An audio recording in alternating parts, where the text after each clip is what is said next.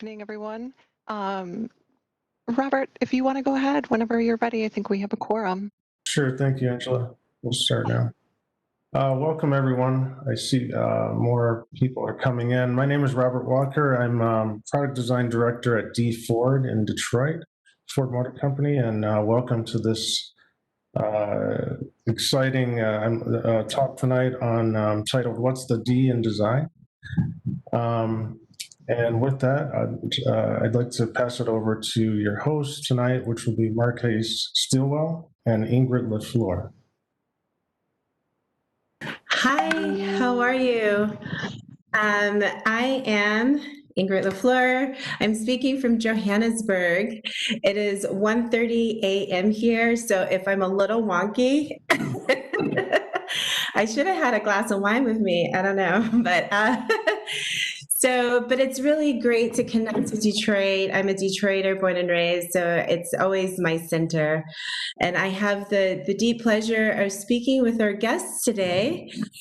We have Charisma Eve, who is founder of Guildform, Masio Paisley, who is the author of The Tao of Masio, and of course we have Robert Walker of D Ford. I just need to turn off my little notifications. Okay, so today, I'm so much happening today. Even right before this panel, I got the news that there will be no murder charges against the police who shot and killed Breonna Taylor. Our world is rapidly changing at the moment. And so the D in design can mean so many things: disappointment, dreaming, decolonization. Detroit is definitely going through all of these things, and I really hope that our panelists today will help us to unpack this even further. I just want to say that if you are not speaking, if you can keep your mic on mute, that would be really helpful. So then we won't hear your background noise. And please excuse mine. I have a heater on. It's cold. And then also, please feel free to ask us any questions. You can send it in the chat directly to me or to the panelists, but please send it to me so then we can fill it out. And we really want to make this a conversation, even between the panelists. Feel free to ask each other questions. I like this to be fun and really engaging. I have the pleasure of co-hosting this panel with Marquise Stilwell, who is the founder of OpenBox. I'm really excited about working with him today. So let's begin. I would like for each of the panelists to just say a little bit about your work, maybe just one sentence. I would like to hear a little bit more about what drives your work, And also, if you can just name one thing that is on the horizon that's exciting you. It could be a technology, it could be a way of being, a thinking, or something. But what's kind of exciting you in this moment? I'll start with Charisma Eve, because ladies first. Hi, thank you, Ingrid. I'm super excited to be here. I'm Charisma. I'm the founder and CEO of Guildform. We are an on-demand jewelry design and manufacturing platform. So what that means is we work with businesses to take their jewelry ideas, like starting with a sketch, and bring those to market, from 3D model to fully finished physical piece of jewelry in precious metal. And really what moves me personally, I would say, is creating jewelry specifically, or just making things that are really inspired by the ancient world and really the curiosities of the future. And so what that means in terms of curiosities of the future, I'm really excited about technology. working on specifically, like, how can I distill this ancient practice of jewelry and bring it to this era with the understanding of things like sustainability, as well as, like how people are thinking about wearing their jewelry, and then being able to give that to other creators and designers all over the world.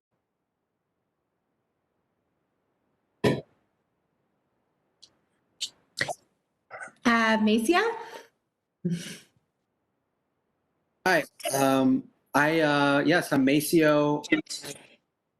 My practice is really centered around looking at how ideas, thoughts, and emotions affect our decision making in context, in systems, how choice architecture and our own personal biography and bias affect the things that we do. Whether that's in the commercial setting or with voting or even like who we choose to make our life partner. Of course, how that affects things at the macro level. And what I'm really excited about right now is language. A lot of people aren't talking about this, but language is a tool and it's a technology. And right now there is a very historic shift with emojis and memes and movement and physicality, conversations around embodiment, and how language and symbolism is shifting right now to adjust to new formations of identity, like, for example, different pronouns that are being designed and utilized in everyday language to express ideas of identity outside of a gender binary, but also new language as it relates to mathematics and science. So language is really fascinating to me because so much of our thoughts and emotions center around language. It's exciting to see that progress and go in a bunch of different directions. Quite interesting. Robert? Yes, Robert Walker. And my craft is industrial design and specifically automotive. And really my passion in that space is mobility and experience, like human experience. What that looks like and really how we, when I think about mobility, it's every day. Obviously in the current pandemic, mobility looks much different, but mobility drives us, and it literally it allows us to function and live in society. So my interest is in technology, but in specifically the human element of it, because I fear that technology is, it's got many positives, but we have to not forget that it's a tool and not the end all be all. So I'm really interested in the human element and maintaining the human element as we move forward in technology. Awesome. Marquise? Yes, hello. It's so fun to co-host with you. I'll keep it moving. So I wanted to come back to Robert to narrow more into some of the aspects of design, and wanted to toss out to you, like, give us some insights on your practice. And what I want to throw out is, you talked about the human experience and mobility, and talk about that process as it relates to space, some of the spatial relationship, or how we are moving about and how you think about those spatial relationship between mobility and the human experience. In regard to space, well, I guess it just depends on how I think about it. I guess I think about space. Well, I know, Robert. I know you want to kick me. Talk about your process. Give me a sense of what your process. So, yeah. So I would say that obviously I work from my day to day in the corporate side. There's obviously our human-centered design process, design thinking, the creative process. But for me personally, I start with being still. I start with the quiet. I think when I think about process, I think as a designer, it kind of blends, like, my process and how how I think as a designer. So, but in process, I think seeing, listening, being curious, really listening to people, really looking at the built and natural world. And then also, process I use my craft, so I draw. But it's a simple thing, but I draw with markers and pens so that I can't erase. And the point behind that is that I don't want to miss any ideas or cancel out any ideas before they have time to really blossom. And so often we want to show like the final shiny object and or anything. And Yeah. I think it's always been something, I listen and see and think and ask what if. But again, that craft of drawing, I draw like nonstop, and I use for me, it's very important that it's analog also. I stay away from iPads and phones, and I like paper that can be torn and ripped and no erasers. So I try to get everything out in an analog way. And that's kind of the process that. Well, I guess that is the lead into the first part of the question is really like the human experience where we talked about it's changing, right? So where we think about driving to, where we're working from, and the relationship that we have with our home, our neighborhood, and that distance between there and what we were going to work for, right? So how are you thinking today? Again, it may not just be in your process, but what are you thinking about today when it comes to mobility as the world is changing? A couple things. I think even myself, I don't leave the house as often as I used to. So I'm thinking much more about the need for, like, what's the true need for mobility now, and what's that look like? We've been talking about that for years about how the vehicle sits for many hours a day unused. But now, and pre-pandemic, I think we were talking more about the shared society and shared mobility. And now we're thinking, well, there's a bit of uneasiness when you talk about sharing right now. But how do you design spaces and vehicles that are safe? Air quality, airflow, things like that, personal space. But also, thinking of new architectures and such that, architectures and silhouettes and what do cars really need to, what are you moving? You're moving people and goods, but really rethinking that whole paradigm of what a car is, what its use cases are. Also that comes into play is obviously electrification, which will also change the physical nature of the vehicle itself and allow for new spaces and configuration. Yeah. Okay. That's great. Ingrid, I'll throw it back over. Yeah, I have a follow-up question, and so does someone else who we have a similar question.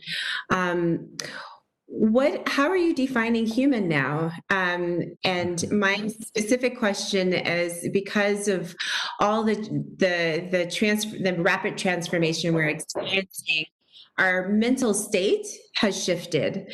I'm wondering if you're taking that into consideration as you're thinking about designing. I think the mental state of people as I think, well,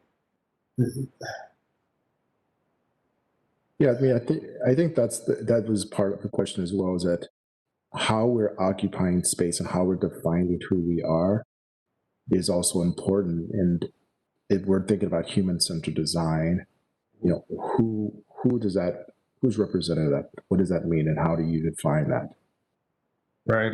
I think we asked the question, human-centered design for whom, right? And I think, as I think about it, we need to expand that lens of who we're speaking to. I think often there may be, I think about more inclusive design. So there may be segments of society who are not thought about. I think of, I've done work in the AV side of things and thinking about how mobility can be brought to people who currently don't have it, you know. So new spaces where people are able to move around. Mhm. So I think and those are some of the areas we think of. Yeah. Go ahead, Ingrid. Don't go. Well, I was just thinking in terms of mobility, there's a lot of conversation about having like groups of people moving through, right? Now that a pandemic has happened, people are a little freaked out to be close to each other.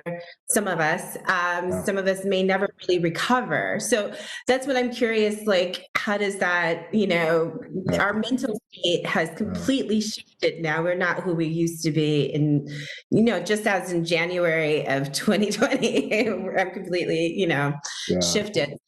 That was what I was thinking. I think that's why they say that, mass transit is in a crisis right now, because people are scared to be in closed spaces and even open spaces. I see people cross the street on opposite sides of the street just by walking, right? So our idea of space and personal proximity to each other has changed. Right. Yeah. And the spatial relationship with our neighborhoods is kind of what I was also getting at, because our neighborhoods have become our workplace as well. And so there were neighborhoods, particularly in the Midwest, that would empty out and change demographics over time, right? Depending on the time of the day, there could be a totally different demographic in a particular neighborhood. And now that has changed significantly with people working from home. But those same people that are in certain neighborhoods may not have resources, right? They may have been getting those other resources on their way to work, on their way home, because their neighborhood would have been a desert because of some other reasons, right? And so I'm just thinking out loud around the spatial relationship and how you're thinking about mobility and access, because the way that we see ourselves has changed, the way that we see our neighborhoods as well. Right. So, Ingrid. Yeah, and thinking about work, Marcio, I want to ask you a couple questions actually about the workplace. Hi. So now that remote work, more companies are open to remote work. What is the workplace? That definition has shifted, and I know that you do work in terms of intersection of the spiritual and somatics and all kinds of practices that you bring into these kinds of sterile corporate spaces. I'm curious, what are your thoughts about remote work and where we are now? You're on mute, Marcio. I could hear you though. I just gave y'all the answer. I gave you the answer. So one of the things that we were looking at beforehand was, how do we make the workplace feel like a place that you want to be, where our full humanity can to work, and how can we work with organizations to make that happen? Now the workplace for many people is at home. So before was, how do you make the workplace feel more like home? And now the workplace is home. And so the challenge has changed a little bit, and for many, it's twofold. For those that are going to the office, they're not seeing the same number of people at the office as that they're used to seeing. And so there's opportunities to reinforce systems of class privilege and separation that already existed, because now your little silo of people that are working in a physical space might just be the laborers, might just be fulfillment, might just be hourly staff, the door greeter, retail personnel, and everyone else, white collar people, executives, they have the opportunity to work from home, mid-management, et cetera. So one of the things that we're looking at is, how do we address structural differences in the workload as it relates to structural differences in the way work is perceived, both from the standpoint of health, also from the standpoint of value. So if now the skill that is required to do a job hasn't gone up, but the risk of catching a pandemic, catching COVID has gone up, then does that change the way we value the position? Because it's not necessarily any more skilled per se, but it is more risky. And so that's one element of it. And so how do we look at the way these structures affect the people going to work, their mental health, their spiritual health, the quality of life that they derive from the workplace, and then how do they affect the interactions between folks, so that when they're looking at their colleague, they're recognizing both that this person is a human being, though they might be miles away and I only talk to them on chat. They are, they're valuable, and they're great, and we're all working on something together. But also for those, recognizing the risk and how that affects people going to the office, and understanding that though we may all be in this together, that we have different impacts from going to work, not having to go to work. Do you feel, Mesa, just to follow up on that, do you feel that there is an opportunity in that? Meaning that if I'm a person of color and I'm working from home and I don't have to spend 8 to 10 hours in an office space where I have that pressure and difficulty, where I get to actually take more breaks and breathe, do you feel like that is making a difference in the way that people are able to show up? Because they can, hey, I'm going to jump on Zoom, I have this meeting, and then I can be in my safe space. Do you feel like that has made a difference in the way people show up? Yeah, so one thing that has changed is workplace culture has been upended in a lot of ways. So for example, attire. Obviously, you've seen memes or funny jokes around people not wearing pants and they don't have to get dressed. But just in general, you will see oftentimes that individuals who would ordinarily wear a suit and tie now are just wearing a button-up shirt, because the background that they have is informal and they're at their home. And so part of that is an opportunity to shift definitions around what professionalism is, what professional presentation is, and who gets to be perceived as what, in this case, like what designer looks like, and so what kinds of aesthetics, behaviors, and activities are acceptable in or out of the workplace are now up for grabs, because the workplace is remote, it's distributed. And so there is no more, not en masse anyway, there is no more parking space for the CEO as a demarcator, as a reminder of structural hierarchy within a workplace. There's no one who gets a better Zoom. We're all here on this flat screen, and there is a degree of equity there, and everyone's screen is about the same size. So the best you can do, put it on speaker view, and then you see the person that's talking at the moment. And so one of the things that we see is there's physical relationship to structural inequity, and a lot of that's upended. And some of that has to do with the way, again, with somatics, the way we carry stress in our bodies, and oftentimes we're not doing that anymore. So you don't have to go into a workplace and put on your armor. You just have to maybe just wear the upper body part of your armor for an hour and a half or two, and then mute yourself if you need to take a break because you're rolling your eyes because your colleague just said something that is that you don't want to hear. Whereas before, you would have to hold your breath, sit there, and let that anxiety build up and not release it until you got in your car to scream after work. Ingrid. Yeah, I have a follow-up question. I would love to hear your ideas about the Museum of Contemporary Art Detroit, MOCAD.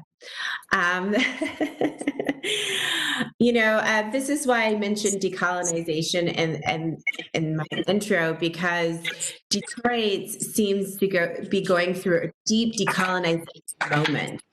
And we're seeing this actually across the nation and across the world, where cultural institutions are being held to task.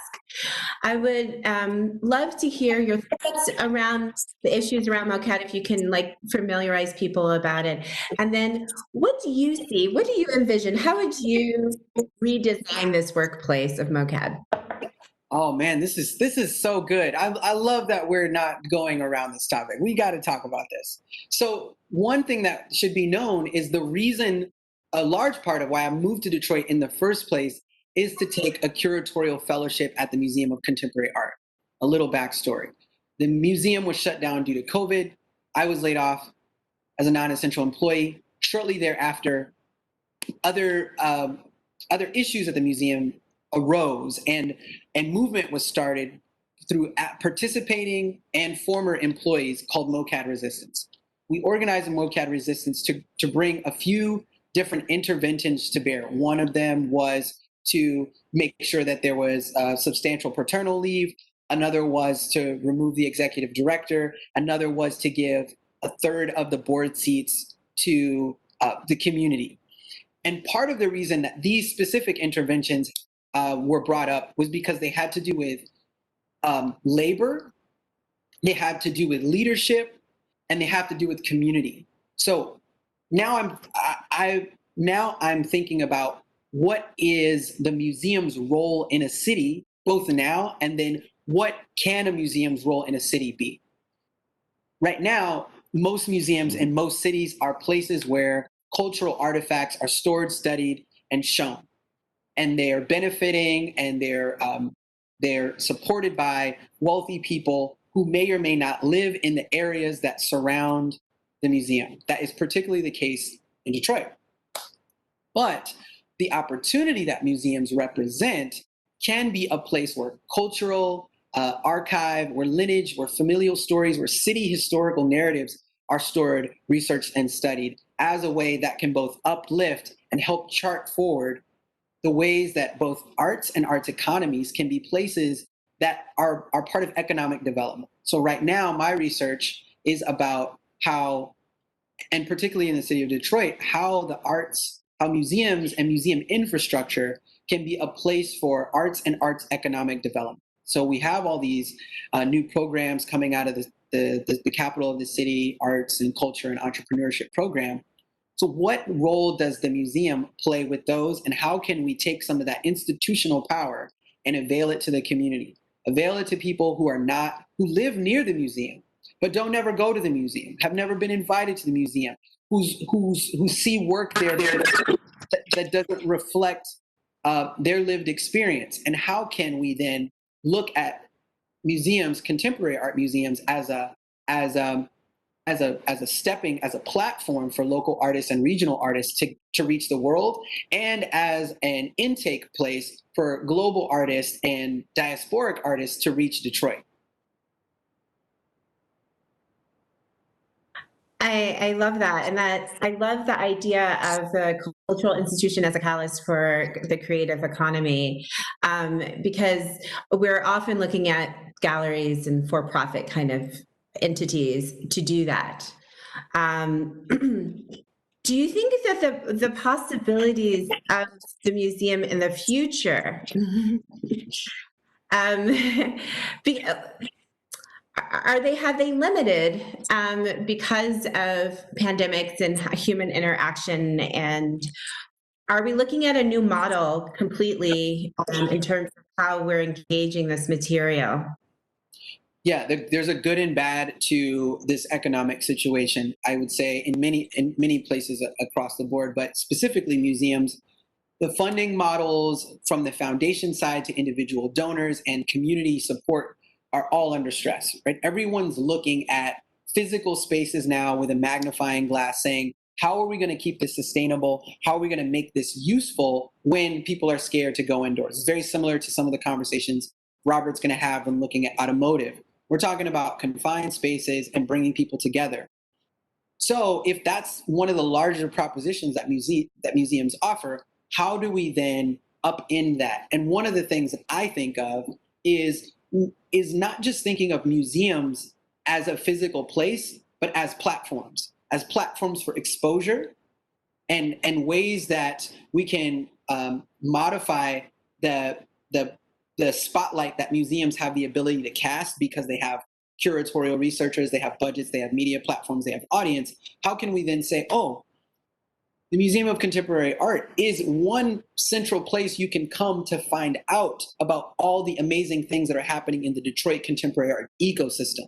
Not necessarily a place you have to go to that controls resources is your only place where you're going to find access to these things, but how can we enrich and help and support enliven these things? And one of the ways that we can do that is to think about who the programs support and where the funding comes from. So right now, a lot of it is foundations, individual board members and benefactors. right? But there are other ways to structure museum income and revenue that have to do with seasonal pricing, charging, but also educational programs and acting as a kind of local cultural resource. So that goes from everything from rentals to publications to content. And so if we think of it that way, as part of the ambassador program of a city like Detroit to the world, then what you can do is, for example, just as like a hypothetical, a contemporary art museum could help produce a short film about a local area, a phenomena that's going on. That film is then distributed. The revenues from the film help fund the museum, but they also help support and fund some of the programs that are happening in the region. Because one of the beautiful things about museums is they have money coming in. They have people interested in investing in culture. That's a large part of why donors support museums. They're people interested in investing in culture. Now, what we do with those investments is certainly something that we can begin to inspect. And why we never ask museums to make returns on those investments is a big question that we haven't yet put a bunch of spotlight on. That is a good question. I want to move to Charisma. Thinking about, the museum as a platform, recently in Charleston, there was an exhibition of jewelry that was created by shattered glass that was collected at protests in May for Breonna, in honor of Breonna Taylor. A couple came together and they created this jewelry that was, the title is, I think, Say Wear Their Names. And each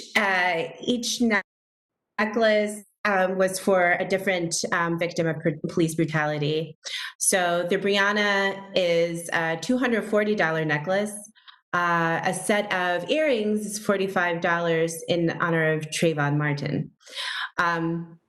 As you can imagine, this caused some controversy. I'm really curious about design and ethics. We're at a moment now where there's a lot of pressure for individuals and institutions to kind of support this larger movement that is centering Black bodies and really highlighting the injustices that Black bodies are enduring under the banner of Black Lives Matter. I think the designers had something good in mind, but maybe we're not discussing even further how to responsibly and ethically support these movements that maybe they're excited about. But I'm just curious about what your thoughts are, because before I finish, you have this idea around mystical and the talisman. So there is something really beautiful about taking material from the protests and wearing. There could be something very spiritual in that. So I don't want to take that away. But I do want to, hear about what your thoughts are in thinking about the mystical and thinking about, our reality in this moment. Yeah, that's a great question. That's a heavy one, actually. Because, when thinking about design and ethics, it's like, especially like coming from as a Black woman, and the way that I create and the way that I create and make talismans, and, my position with that, personally, I think that there's a great deal of responsibility that comes with that. And creating these talismans, personally, when I am in the process of design, and doing a lot of research, it is a lot. And I'll give some perspective, from my own collections. So I created a collection of jewelry made from the chemical composition of tears. And I took the tears based on, the reason that the tears, came about, right? So we're crying, and why are you crying? There was one tear, or a few tears in particular, that I was moved by. During a time in my life where I just couldn't express myself or like the emotions that I was feeling. And this was also, this time was actually when my sister was sentenced to life in prison for a crime that she didn't commit.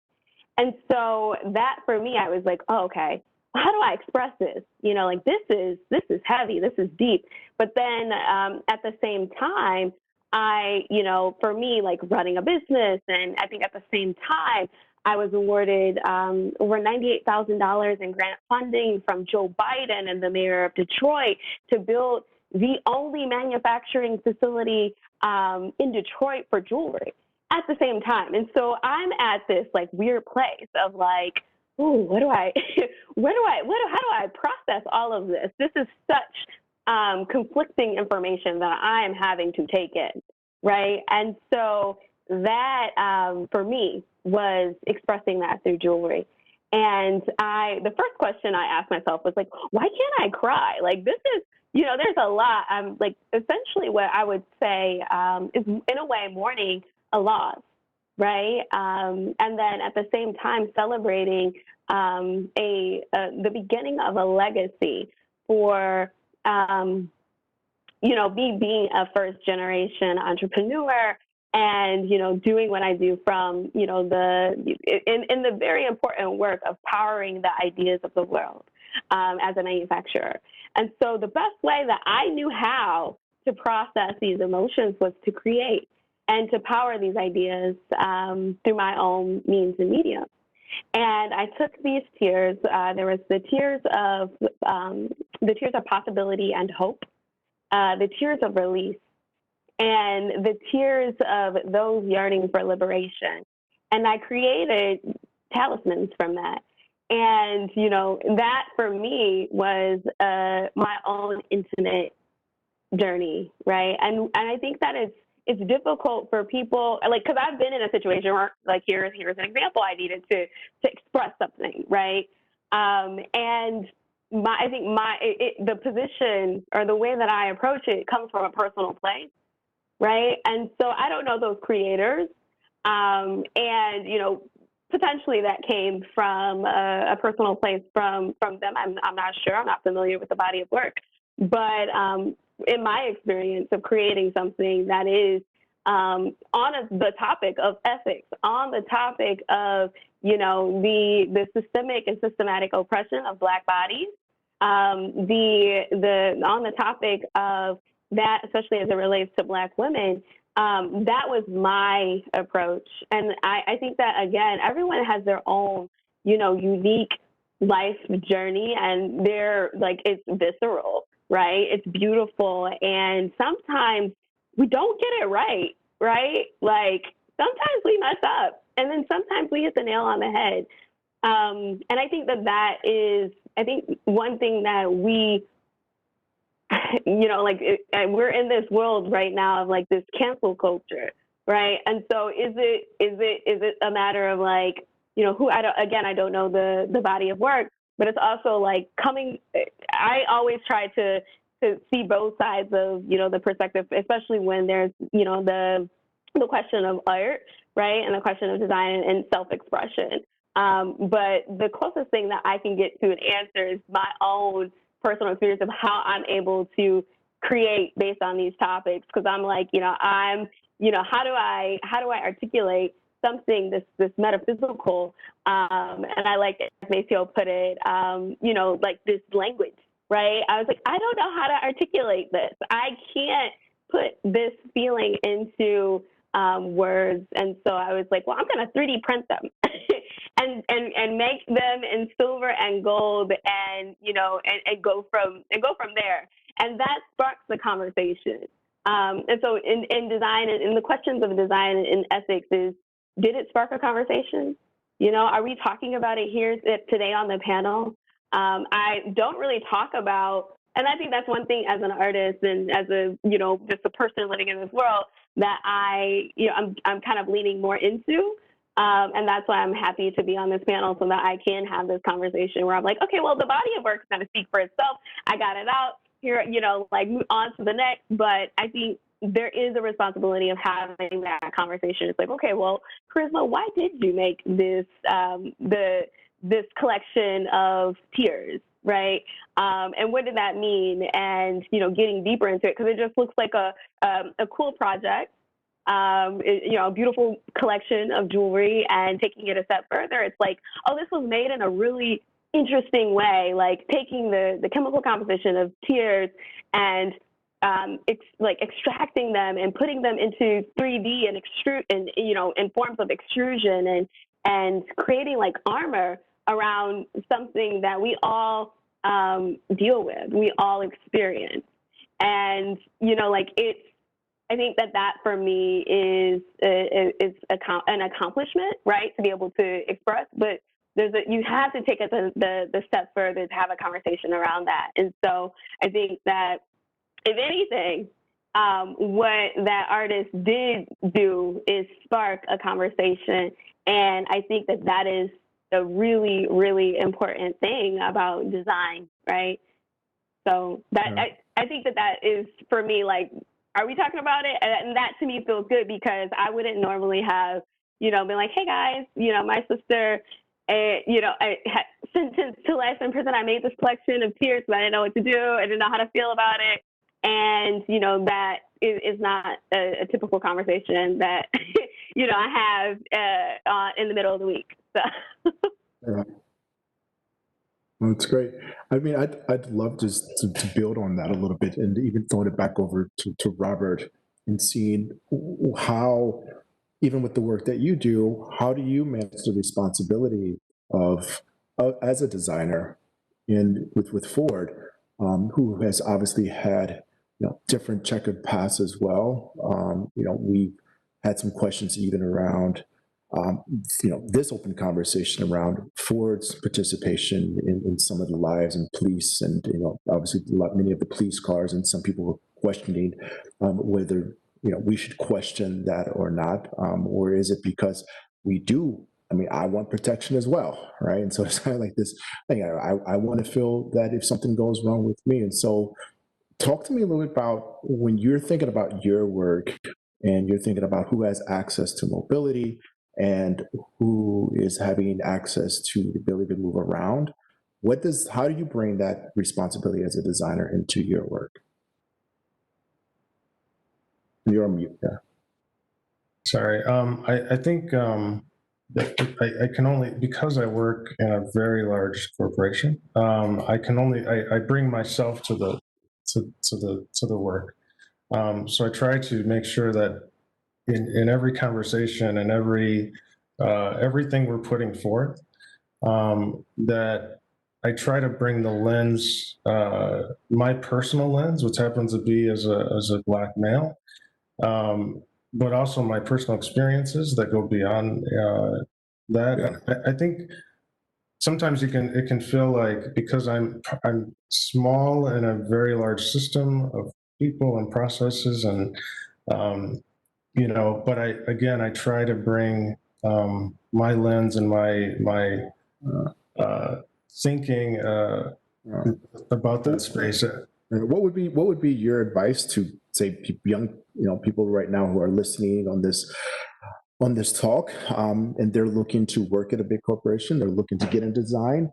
How do they carry themselves? I mean, we're at a senior level where we've been doing this for a while, right? How to act.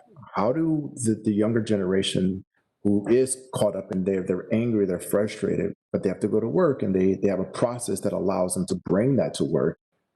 What advice would you give them? People who are looking to get into design, and at the early stage in their career, a lot of Black and brown, they get frustrated in corporate life.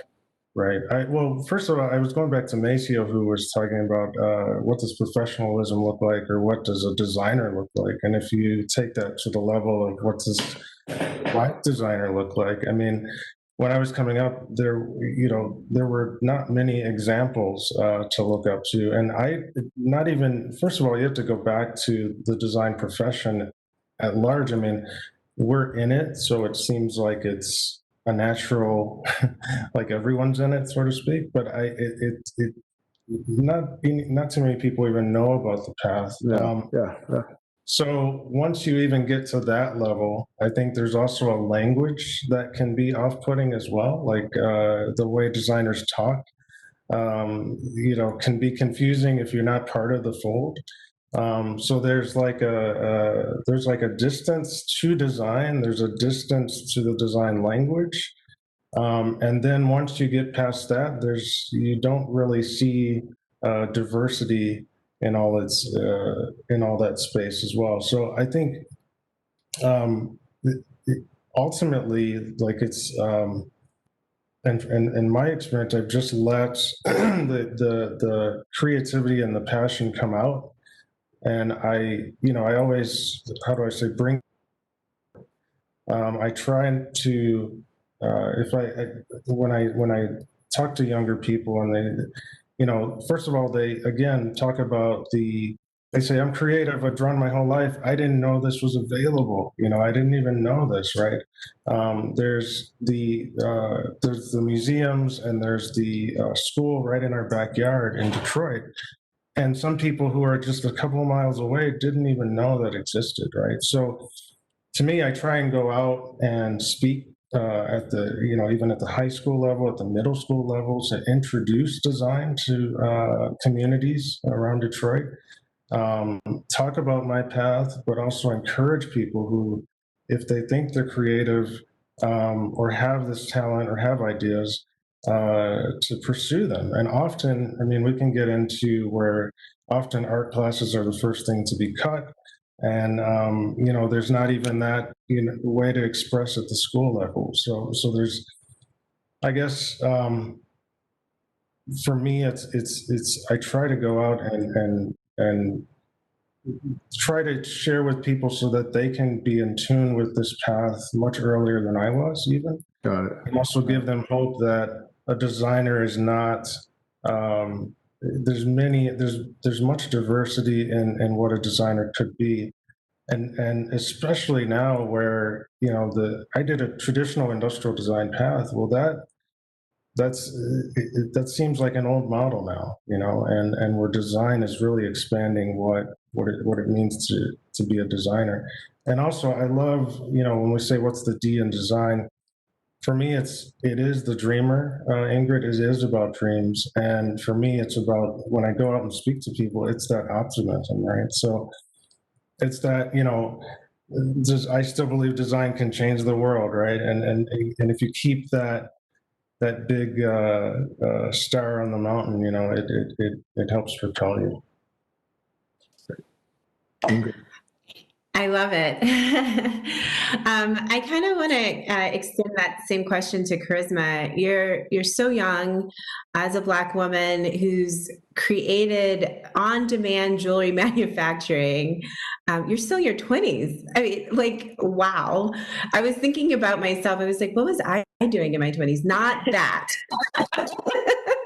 But so I would love to hear, what advice would you give to especially young Black women who want to start these businesses, and even to discuss a little bit of your process to even get to this point? Because as you were saying, you were designing jewelry and then creating this much needed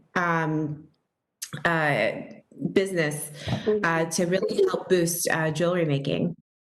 Yeah, sure. So I will start with my process and then lead into.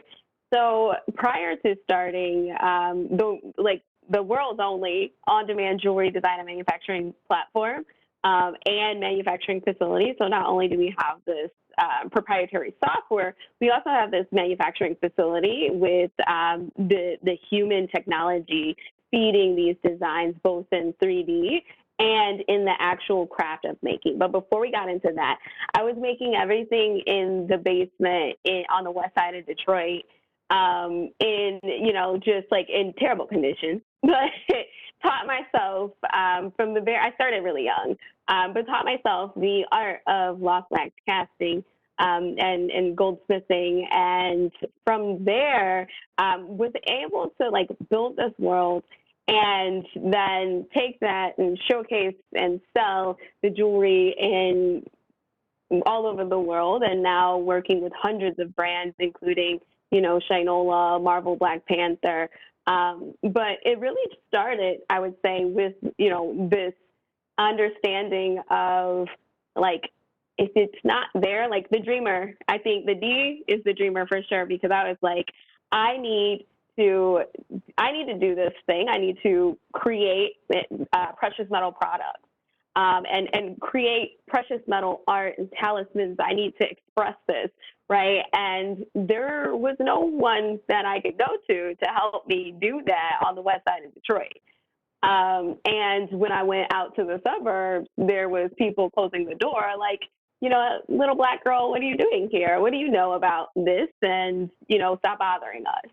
And I remember actually being turned away like time after time. And I think that actually like kind of fueled me. And there was one person, I think one designer that actually like opened up. And I think that to me was just like, okay, well, or actually opened up in a sense where it gave me the, encouraged me, pushed me, like, you got this. Like, you don't need these manufacturers. You can do it yourself. And that's what I did. And I think I did a damn good job at that, making every single thing by myself. And then I was like, okay, well, the burnout is real because I'm creating jewelry products that's sold in 5 different countries, 15 different retailers. And I'm making the products to fit, like the jewelry collections to be sold in the stores at a wholesale level. I had a showroom in Paris, and while also making everything here in Detroit. And then also like doing fulfillment for online orders and, what have you. And I was like, okay, well, this is getting to be a lot. And that's when I started to go back into, approaching these manufacturers. And I was like, hey, so I have all of these ideas and I need someone to help me power them. And they all were like, well, what are you doing here, little Black girl? Like, go away, stop bothering us. And so, again, like I thought we were past this. Now I have receipts and I have actual like revenue and I'm doing well, right? Like I have a showroom in Paris. Like, can you, take me seriously? And the answer was no. And I think that that's like the jewelry market. To be disrupting something that is literally one of the oldest things known to humanity, right? Like adornment. We've been adorning ourselves since the beginning of us, right? And so what you get with that is an ancient, age-old industry. And it is filled with, as you can imagine, I would call them like mom and pop shops, but it's really like dad and son shops. And it's just filled with this process that is, not suited for today. It's not suited for like Black creators specifically. And that's when I was like, okay, well, this is going to be a problem because I have to power my ideas. Like, this is why I exist. Like, this is fueling me. And so then I was like, all right, well, it's up to me to create it. And it really just wasn't like, okay, I'm going to do it. It actually took a lot of work, a lot of data collection, a lot of, intentionality behind it. I talked to every manufacturer that I could talk to in the U.S. And understood that if I was going to work with them, that I was going to have the same problem because they didn't possess, going back to the design language, they didn't possess the ability to take what I am, what lives inside of me, even if I'm giving it to them on a platter, they weren't able to do that. And not only were they not able to do it, they weren't able to do it in a way that is of these times, right? And so, and it's just not feasible. And that's where I got into being like really inspired by this divine responsibility of powering ideas. Like that's a lot. And, we have hundreds of ideas that come into this platform. And, it is our responsibility to take great care of that from, the sketch phase to the 3D modeling phase. And then the 3D modeling phase, like you have to be mindful of the end product, right? You have to understand that design isn't just design. It's designed for function. It's designed for use and wearability. And so like taking that and put it to me, it's like the most fascinating and most thrilling thing to be a part of and to build. And, taking it a step further to like create even more software, getting even crazier and closer to, like our disruption and something that is, it's uncommon, right? And I would say that I was actually speaking to a customer today. I'm really close to the brands that we work with. We have hundreds of them, but I do try to have at least one conversation with them, even if it's like the 30-minute, hey, what's up, how are you?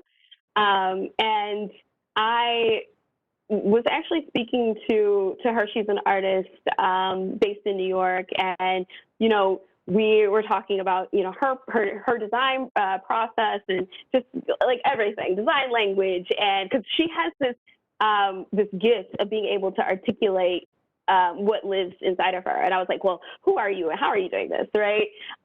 Because that to me is fascinating. But we were just discussing that, or just talking about how, like as a Black woman, I am creating like a platform that is disrupting a $500+ billion industry, right? And there is nothing like it that exists. And yes, that comes with a great deal of responsibility, but also comes with a lot of from all different ways. And doing this during a global pandemic, seeing a tremendous amount of growth. Because one thing that we saw was that there was no shortage of ideas, right? So people are at home and they're feeling inspired. One thing that I hear all the time from a lot of our creators is, I was sitting at home and I was thinking, and I think that that's one of the beautiful things that came out of all of this tragedy is we turned into ourselves in a way that we have never done before.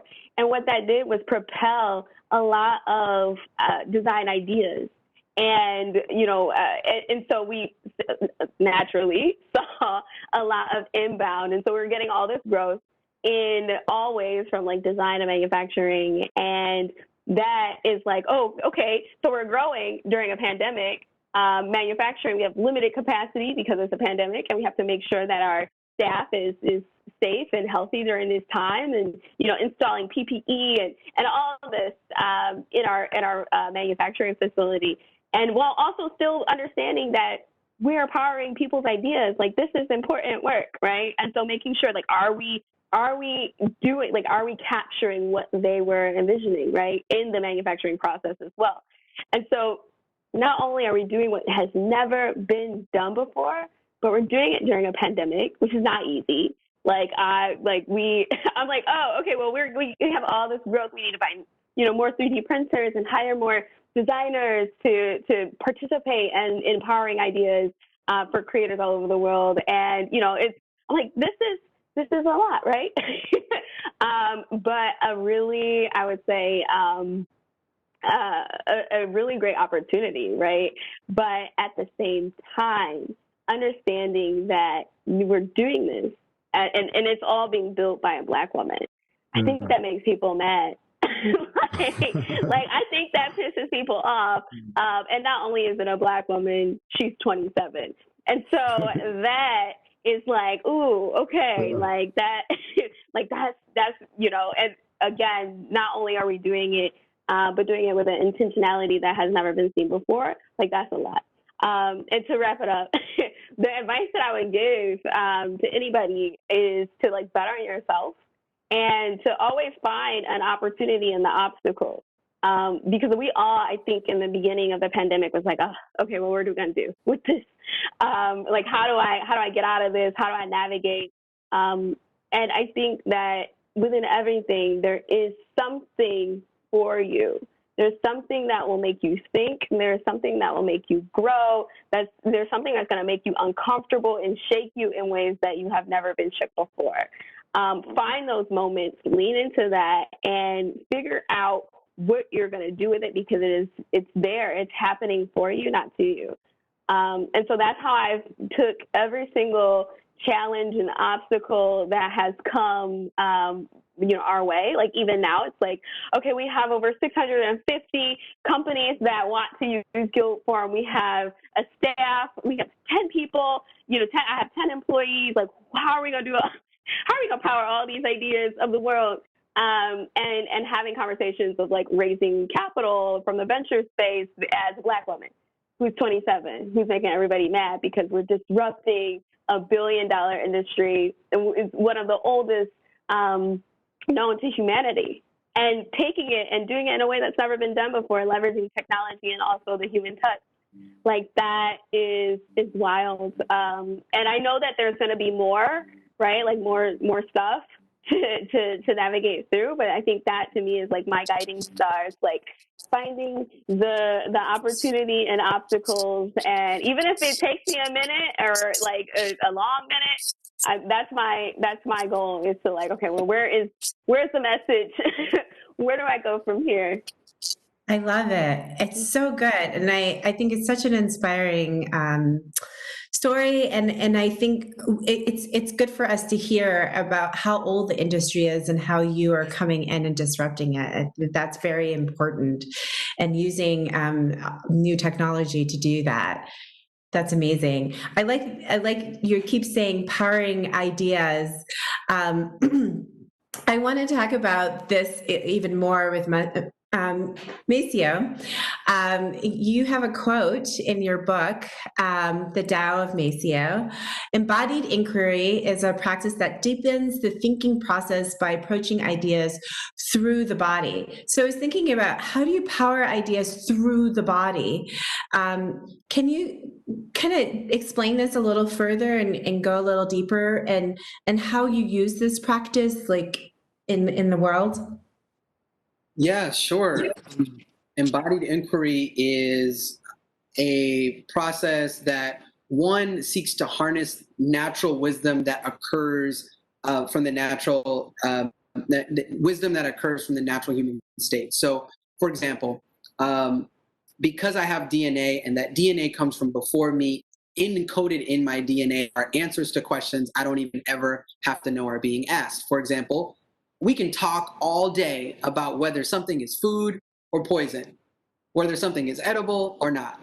But the fastest way to find out is to eat it. And your body will tell you within seconds whether it's food or poison, whether it's good or edible. It's not up for debate.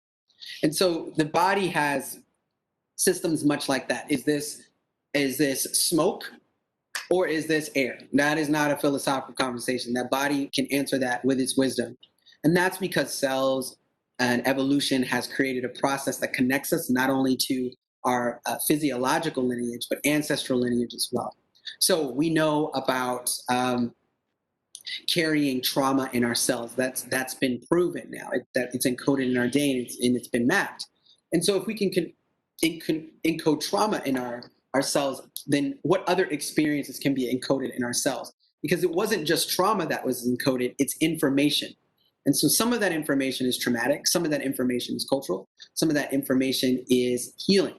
Some of that information results in generational tendencies to move in certain ways. And we see this whether we're looking at twerking in Brooklyn, and then we go to the plains and we see those same movements, and we have no question why, because it's in our genes, right?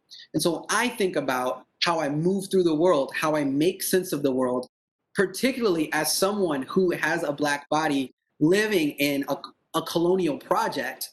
The discord between myself, the way I make sense of the world, and conceptions of what grounds me in reality might actually be different than the Western framework. Not even just from a cognitive level, but from an experiential and physical level. So there's people like George Lakoff at UC Berkeley, who happens to be a white man, who's studying things like embodied mathematics, understanding the way that music and physiology combine to help us understand how we're going to solve very real mathematical problems using our body.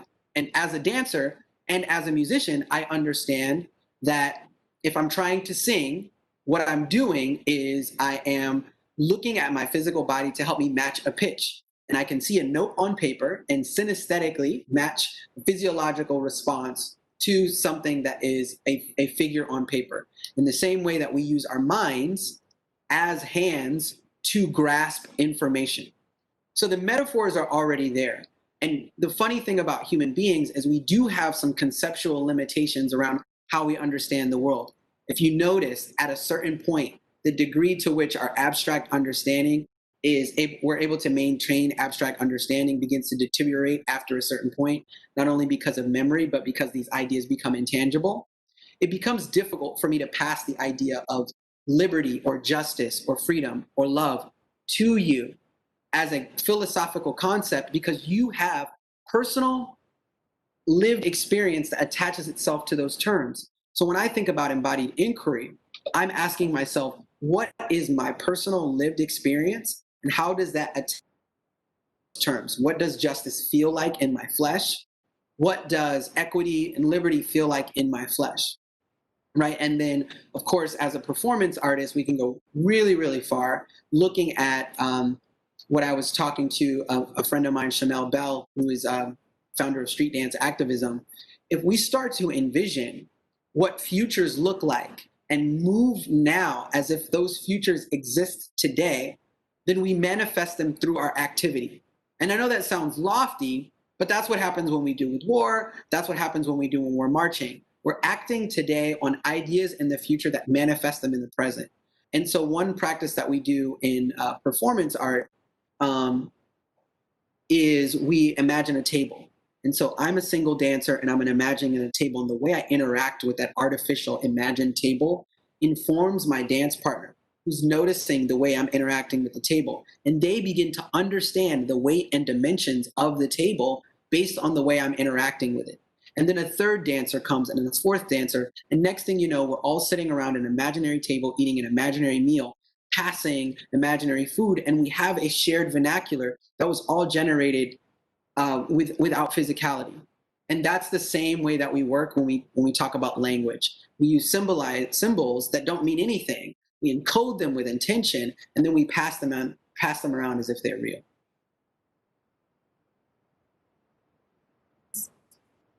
Gosh, I love that so much.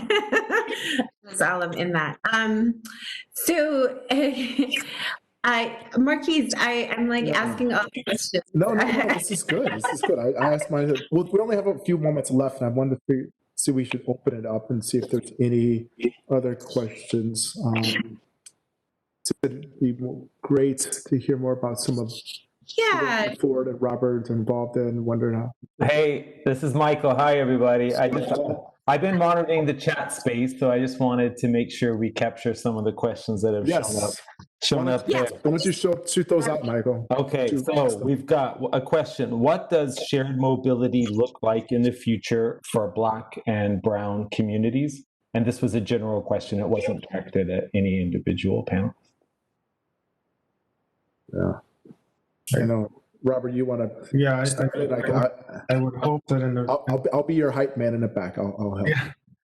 And if I piggyback that, because we have a question that's a little bit similar. So this is, the first question is Black and Brown communities. But another question is, do you think that older millennials were shifting towards ownership of vehicles from shared mobility before the pandemic? And certainly the pandemic may have accelerated that transition. What are your thoughts about shared mobility, bikes, rideshare, in a post-pandemic United States? I don't know particularly on the older millennial population shifting to vehicle ownership. I don't know that fact, but I do know, and I believe that how do you say? I do think that there is an acceleration in even the people I know who may have been actually before the pandemic wanting to be more of less car ownership and more shared experiences, and then when the pandemic hit, they said, "Well, I'd better replace that car." So it has shifted and kind of disrupted what may have been trending. Yeah. I think, I hope that in the future we talk about mobility without having to, say for Black and Brown communities. I really am passionate about the idea of mobility for all, but like a shared mobility model in the future that's not, buying a car with a 5-year ownership, but yet mobility that is available, right? And I think the more, and this is where technology comes in, and I think working with cities, working with the technology that's coming in, even pre-autonomous, that we can look at new business models, new ways of providing mobility versus necessarily selling it, but more in a service model aspect that would bring more people into the fold, more communities again that don't have access today. Yeah, I would add, Robert, that we also need to rethink the value. I think that car companies, Ford included, have done an amazing job advertising the car as an American dream. And I would love to see if we can shift just the idea of mobility and accessibility to the American dream, not the object. I think that would probably be an important shift because my parents and grandparents were part of a generation that they did car sharing because a lot of them didn't drive, a lot of them couldn't afford a car. And I remember, stories of my grandmother and her friends, none of them drove, but one of them drove. And so that's how they would get to church and that's how they would get around. And you weren't embarrassed taking a bus, right? But now if you're taking a bus or you're riding a bike, it has a different social economic dimension to it. And I think that it'd be nice to see if the industry itself can be more freeing in this idea that's locked in the American dream as owning one car, one person. Right. And it's more about mobility. I find it interesting, that point around what it looks like, let's say, if you take mass transit, and I find that looks different depending on where you are, because, you go to New York and you have the suited lawyer on the train. Yeah, And, of course. So yeah, I think but in Metro Detroit, it's definitely somewhat different. And, there's a stigma. There's a stigma to taking public transit. Yeah, I live in New York City, and it's not, but I'm originally from the Midwest, and if I go there, and there's times I wanted to take the bus because I'm used to taking a bus in New York City, and I go, oh yeah, it's a different look. Yeah, here. It's unfortunate. But yeah, I think new models will definitely new ways of thinking about the vehicle, again, not just as an object that you purchase, that you strive to, save up for your so many years and purchase. It's more of a mobility. Again, it's just movement. It's moving people, and less the object on a pedestal. That is for few, right? Yeah. If I may interject, being from Detroit, majority of us have access to a car, right? It's part of our culture. So I want to talk about culture and mobility. I feel like sometimes the conversation gets a little sterile and kind of negates all the car culture that is really prevalent and very large in Detroit and elsewhere across our nation. And that's where we get to express, ourselves aesthetically. And so, in terms, and that doesn't need to go away. My favorite example, my favorite rideshare mass mobility experience are the matatus in Nairobi, Kenya.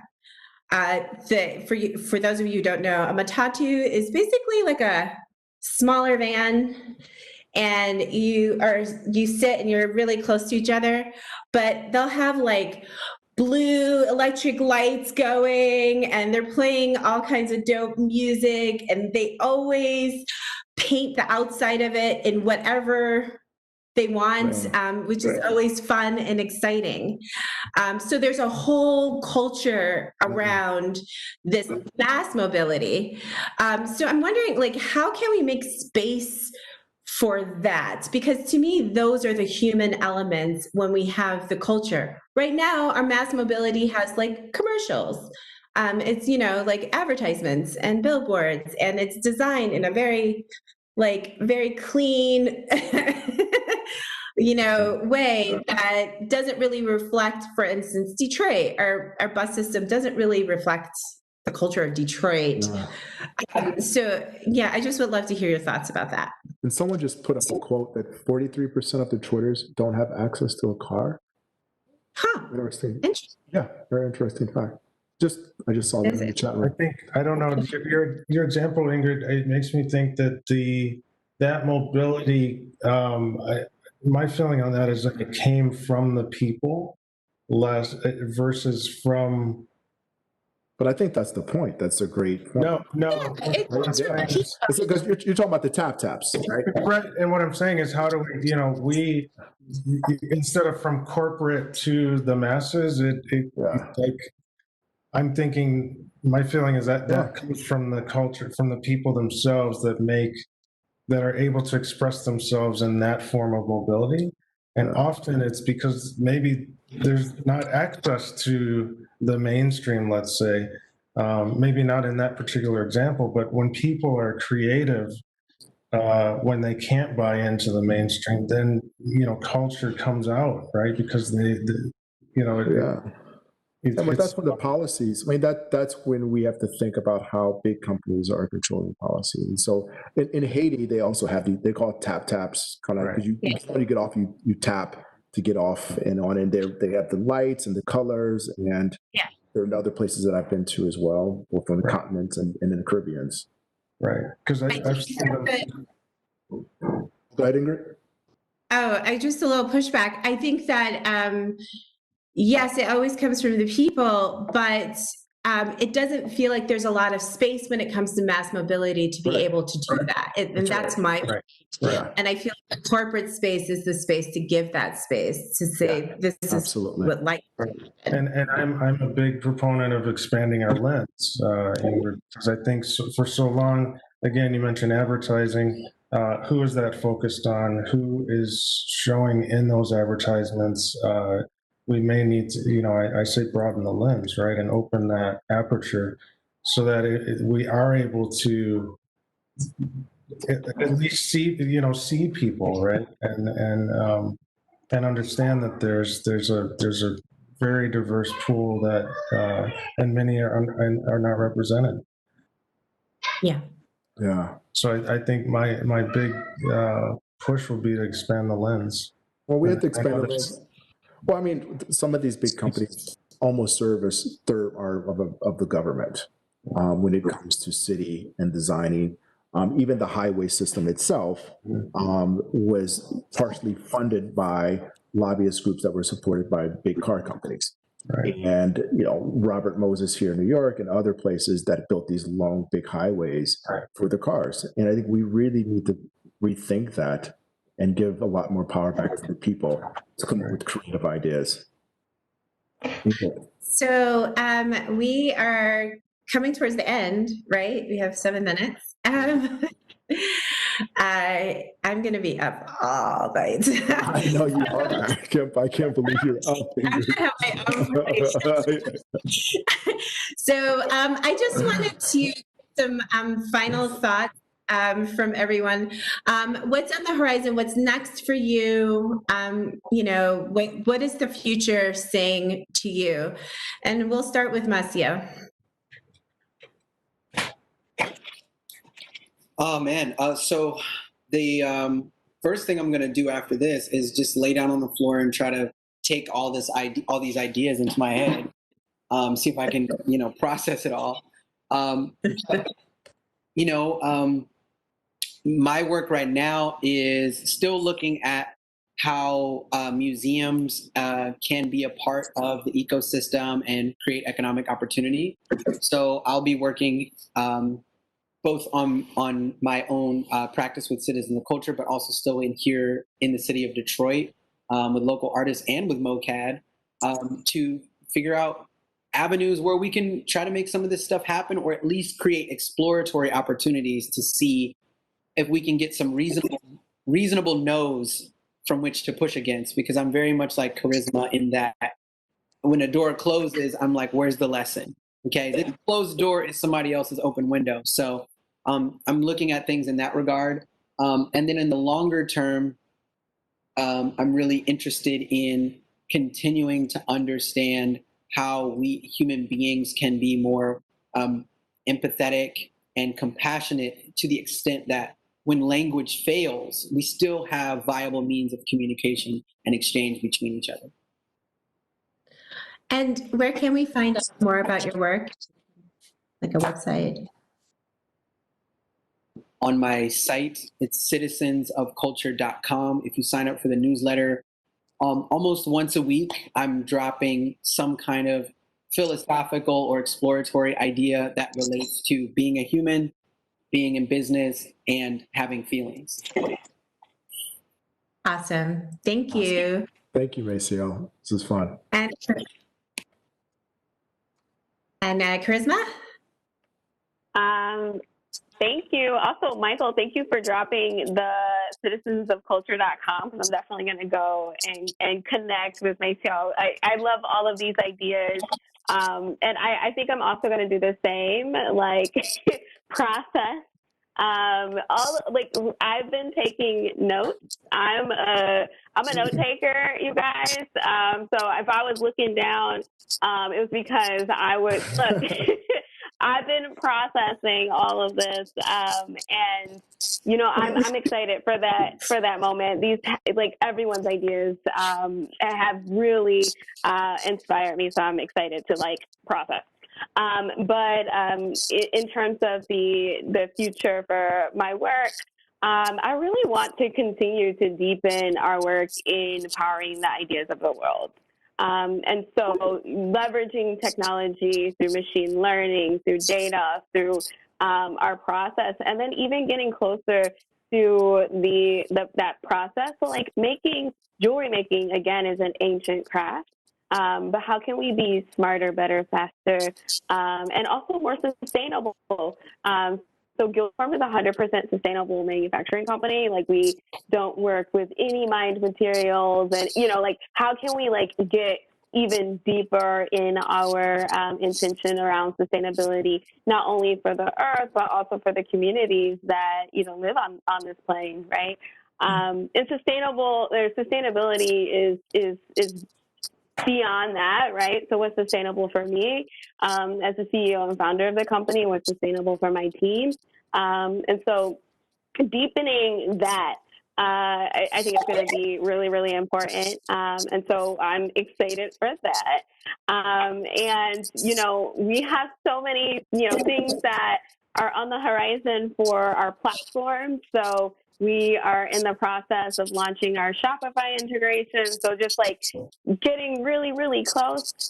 So essentially, if you can think of it like this, getting your idea to market instantly. And that is, or in as little as one day, depending on your skill set, what you're coming with to the table.